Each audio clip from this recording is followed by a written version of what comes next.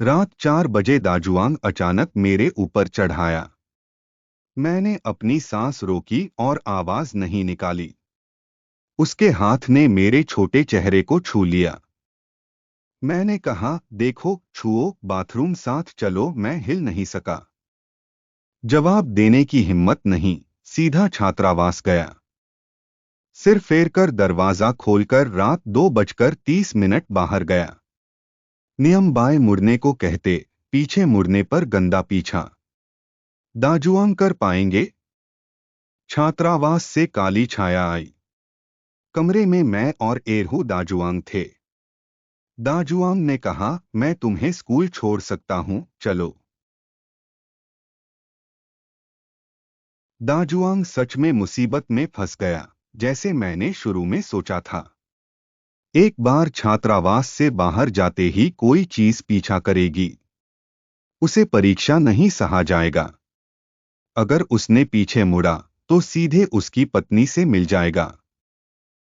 बिस्तर पर उल्टा पुल्टा सो ना पाकर बाथरूम जाने से डरकर कुछ निपटा लिया। अब छात्रावास में हम दो हैं, नींद नहीं आई।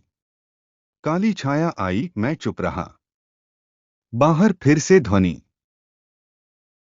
मोबाइल आहू, बड़ी खोज हुई है, जल्दी बाहर आओ। स्कूल की दीवार के नीचे कुत्ते का गड्ढा मिला है, हम वहां से भाग सकते हैं। दाजुआंग, सच में? तुम मुझे मत फंसाओ। मैं तो इस भूतिया जगह से जाने का सपना देखता था, अब जा सकता हूं। दरवाजा खोलते एरहू को मैंने जगाया। अगर तुम खुला दरवाजा खोलोगे, हम खत्म हो जाएंगे। नियमों की पहली बात, स्कूल छोड़ने वाला केवल दाजुआंग है। दरवाजा के बाहर दाजुआंग बात कर रहा था। एरहू उत्सुक था बाहर निकलने का, विश्वास में संदेह। गलती नहीं होगी, है ना? अगर वह सच कहे तो हम बच सकते हैं। तुमने बाहर चीखें सुनी, दाजुआंग शायद मर चुका। पर वह परिवार नहीं, अगर भाग सकता तो क्यों बुलाता? मेरी जिद्दी सलाह के बाद एरहू ने जल्दी दिन समझा। परीक्षा झेलनी, किसी की बातों पर भरोसा नहीं। ठीक है, मैं तुम पर भरोसा करता हूं। हम दोनों अपने बिस्तरों पर लौट गए। सुबह 8 बजे पहुंचा, बिना परेशानी के सूत लिया। छात्रावास से निकलते ही विचित्र मुर्गा फिर आया।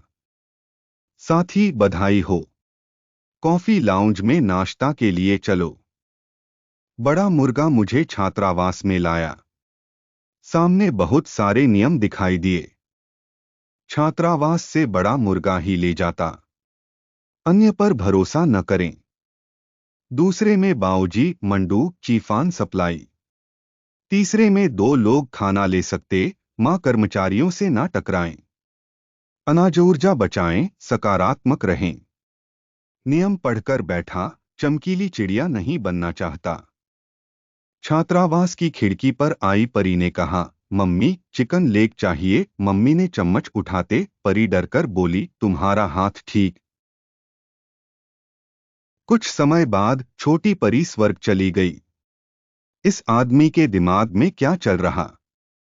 शुरू से नियम 2 और नियम 4 का उल्लंघन किया है। अगले जन्म ध्यान दें। इस समय मैं छात्रावास की खिड़की पर गया। मुझे 2 बाऊजी दे दो, बस। मुझे आश्चर्य हुआ कि मम्मी ने सेब दिया।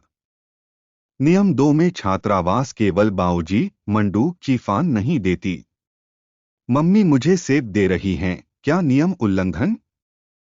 मैंने देखा मम्मी गुस्से में निकली। क्या मुझे आज यहां फंसना होगा? स्वयं से